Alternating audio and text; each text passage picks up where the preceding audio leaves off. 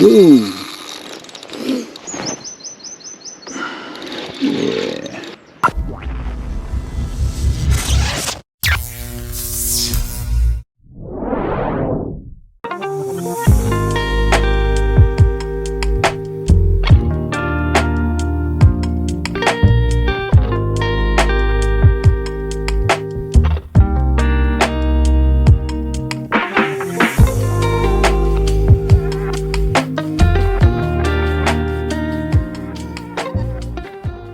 Welcome to a new video. I am back on a bank and it is a very, very cold morning indeed. I've come out on what's probably the coldest day I think so far, or definitely the coldest night. It went down to about -3 or -4 last night.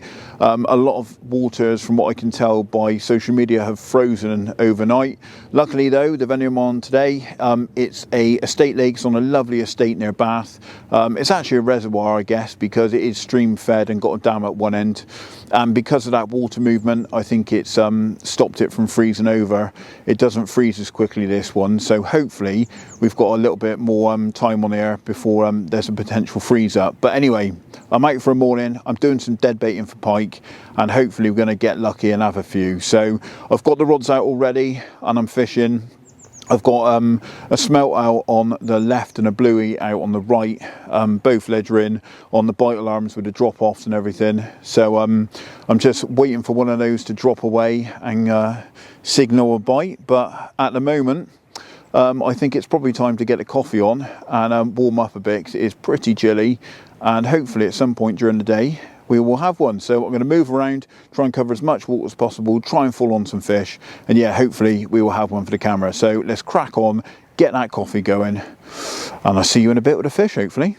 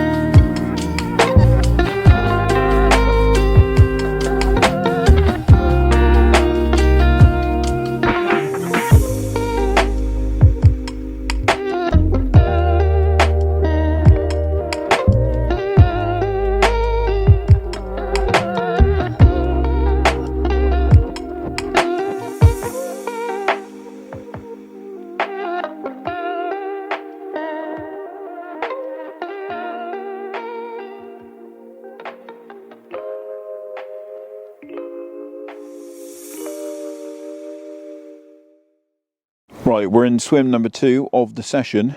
This one's been a little bit awkward getting the back rod rest in because this ground is very, very compact, and it's also the top layer is frozen, so it made it even harder, but I've managed to wiggle them in there. So it's not the best setup, but it is doing the job. But that's the disadvantage with using drop-offs and bite alarms when you're ledgering, is that obviously you need to have a decent rod set up to get good bite indication. Now, previous sessions on here, I've actually just used a cart bobbin like you would by the bite alarm, and just use that as a bit of indication to pick up any sort of drop backs or anything. Obviously it's not the best indication for pike. You want to be able to give the fish that free line and slack line as soon as they pick that bait up, like you do fishing an open bail on with a drop off. But it is so hard in so many swims getting back rod rests in that I can't always fish the drop-offs effectively. Now, alternatively, I could fish floats, and that would be the best thing to do. But the disadvantage with float fishing when you're filming is you're not always going to be watching the float, and that means you might end up getting a bite occur and you not be fully aware of it straight away. And I don't want to be in a situation where I'm going to deep hook a pike. So I much prefer to fish like this, because I know as soon as I get a pick up, I'm going to get some audio indication which is going to alert me to what's going on, so I can finish any filming or whatever I'm doing and jump straight on the rod. So that's why I tend to do dead baiting when I'm filming. But anyway, I've got a smell along this lovely tree, overhanging tree line along here, and I've got a half a joey mackerel down to my right in the margin. and we'll see what happens. It looks good for it, especially this tree here, but the water is actually gin clear at the moment, way clearer than I've seen it for a long time, probably due to this cold weather. So I don't know if that'll affect the fishing, but they've got great visual. They can't say they can't see the baits, so yeah, fingers crossed they want to play ball. Well, I've got one. Unfortunately I didn't get a fight because the GoPro died of battery, as it normally does in the cold.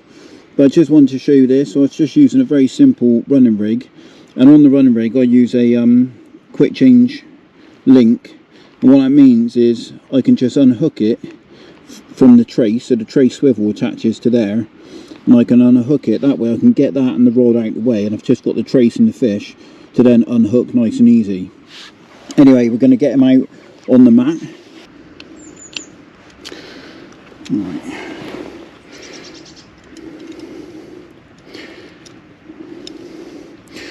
Advantage with a rubber net is you don't get everything caught up. Right, just move that out of the way. Only a little jack, but he's a very aggressive guy and he looks very plump, which is nice to see. So clearly getting a good bit of food.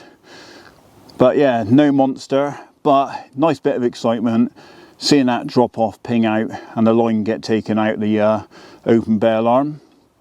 But yeah, wicked fish. Almost sort of perfect in miniature, really. Lovely fish. And yeah, I'm happy with that. Obviously only a little one, but nice on a very cold winter's day to get a bite. So hopefully we can get another one. Let's slip him back and try again. Cheers, mate. Lovely little chap.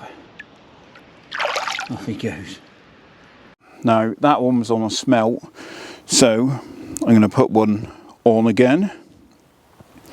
Unfortunately I've only got 3 left, so we need to make them count. There's a smelt all rigged up on that trace. Just clip it back on to the rod, flick it back out there.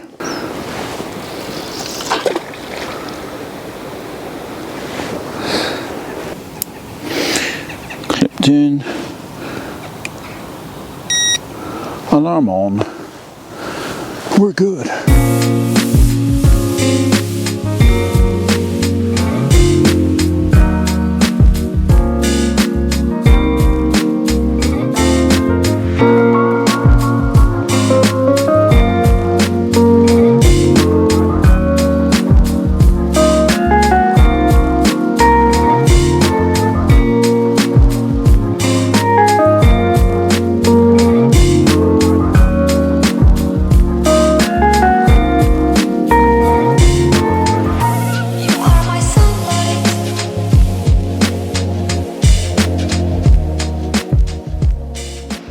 Third swim. This one's going right up into this lovely little corner.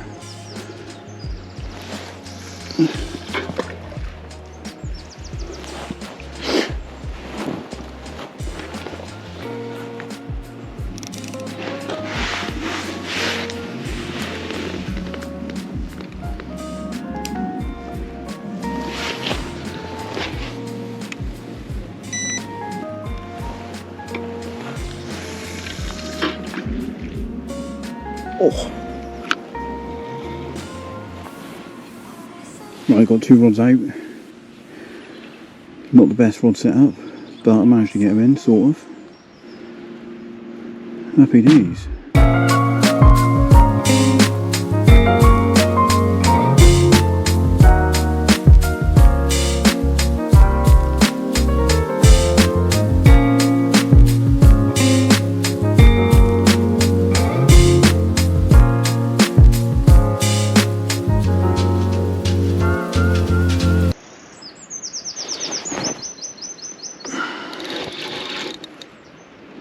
Yeah. Well, that feels small. Ooh.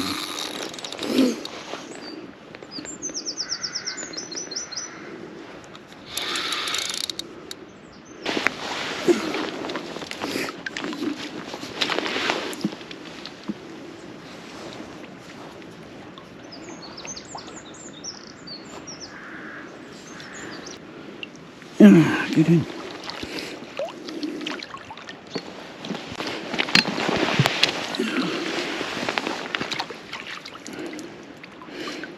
bit bigger.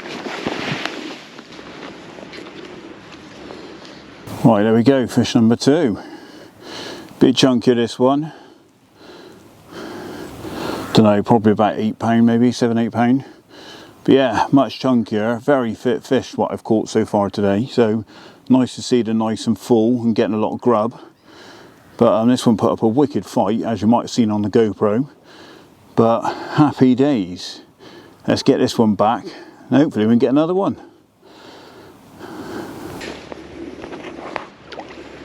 Off you go, mate. Right, rod's just going back out after that fish. I don't know if I've showed you the rig, but very, very simple.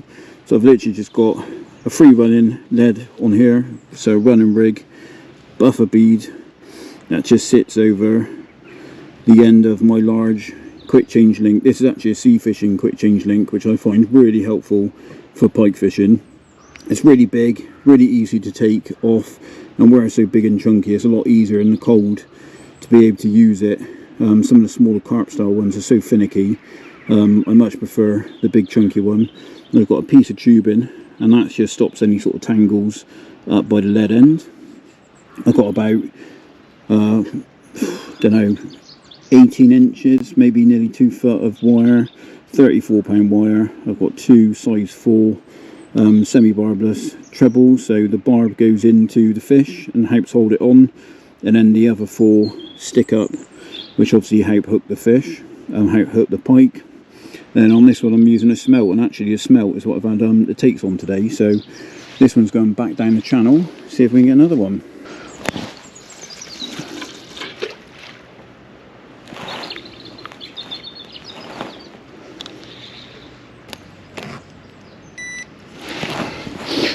Solid.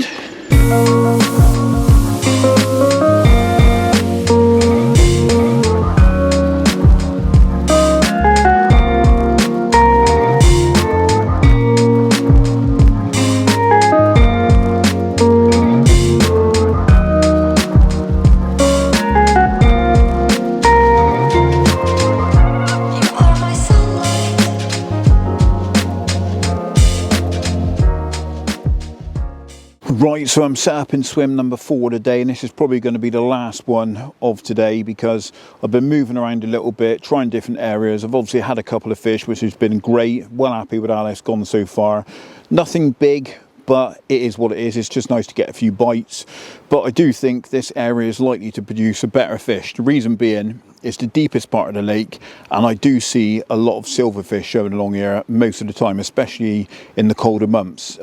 They seem to hold up along this dam wall, maybe because it offers them a bit of shelter from the conditions, I don't know, but it's definitely a good bet for a better fish. So what I've decided to do is leave it till the very last and come along here and basically just fish the last couple of hours in here. Now, I've been moving around a lot today as well, so I've not been able to drink that much because I couldn't be bothered to set the kettle up.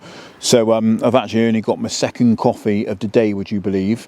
So I've decided to settle in here. I've also got a little noodle pot, so I've decided to have a bit to eat as well. I'm going to just stay in here for the last few hours. Now this swim is actually pretty good. You've got some lovely overhanging cover down to the left.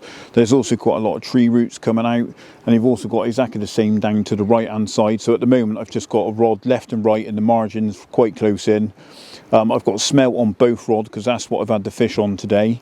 And I think when you, on this venue, you can't use natural baits, you can't use freshwater baits, you've got to use sea baits. And I think when you can't use a freshwater bait, I think the smelt is the closest you can get personally. I just seem to find it works really, really well on venues that have that sort of no freshwater bait rule. So I've basically got a smelt on both rods now.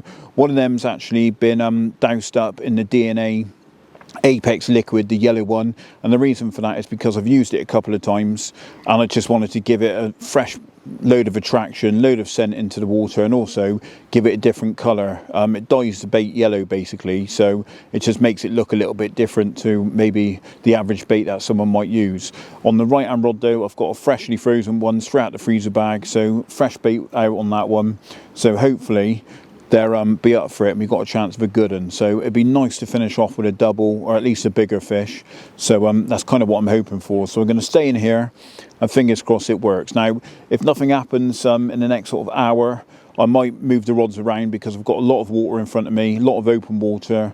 I've also got a margin over on the left hand side of the swim on the other bank, so I could chuck a rod across to there as well and try sort of searching a bait through that area. So there's lots of options, and there is definitely a chance of a bite here. I think there's a good chance of another one, so let's hope it happens. I'm going to polish off my coffee, chill out for a bit and watch the water, and let's hope we have another one to show you for the cameras, and let's hope it's a good one. So I think it's going to happen. Fingers crossed.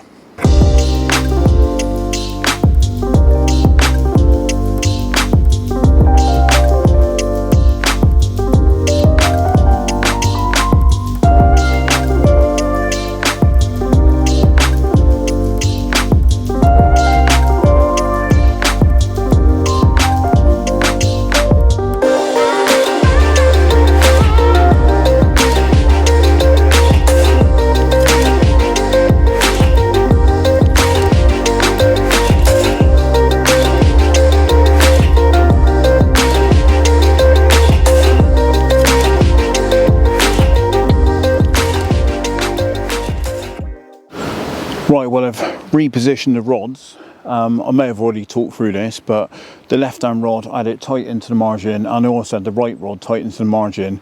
I've basically moved them out a little bit further into what I think feels like deeper water, just to try something a little bit different. They were probably in position originally for about an hour and nothing's happened, which is quite a long time personally when I'm pike fishing. I don't tend to leave rods for too long. I do think if you're going to get a bite, it tends to be pretty quick. Normally within sort of 15-20 minutes. Sometimes it takes a bit longer, but today the bites have been sort of probably within half an hour from the swims that I've caught them. So because nothing's happened in an hour, I just feel like I need to move them, need to try and make something happen. So yeah, I've moved the left rod a bit further out into a deeper bit of area of water, just off the bank a bit further, and I've done the same with the right rod. Now, if that doesn't work, I have potentially got the option of sort of just moving them around everywhere and just trying different zones, but I haven't got a huge amount of time, so I don't want to just start chucking rods all over the place because they're not going to be sort of fishing in an area maybe long enough for a fish to find them. That's just how I like to do it. It just feels like I'm always trying something, I'm always trying to get a bite, I'm being active, and I much prefer to be active and then potentially blank instead of just sat doing nothing and blank. So for me, that's how I prefer to fish when I'm piking. I like to keep the rods moving around. Essentially you're fishing a single hook bait, you know, like if you're watching this and you're a carp angler, single hook baits are really good, but you tend to move them around. You know, you tend to sort of move them, try them in different areas and just try and search the fish out. It's basically what I'm doing here with the pike. I'm just trying to search the area, search the swim, and hopefully I might fall on a fish and get a bite. So I've repositioned them. I'm going to leave them for 20 minutes, see what happens, and then maybe we'll have a recast again. So yeah, it's worth trying. Doesn't always work. Sometimes it does work. So just got to give it a go and hope for the best.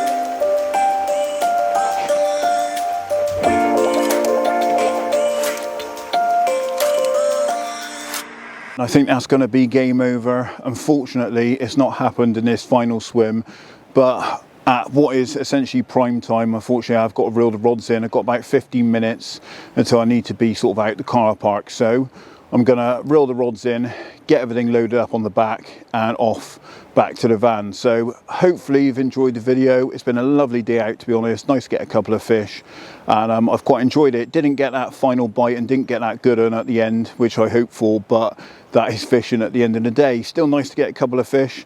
Prime condition as well, very plump fish, looking very healthy and fit and fed, so nice to see. Anyway, hopefully you liked the video. If you did, give it a thumbs up, subscribe to the channel if you're new and haven't already, and until next time, get out there and be lucky. I upload pretty much every Tuesday at 6:30. That's usually carp fishing content, and this kind of stuff, predator fishing, other species, goes out around the weekend. So anyway, get out there, enjoy your fishing.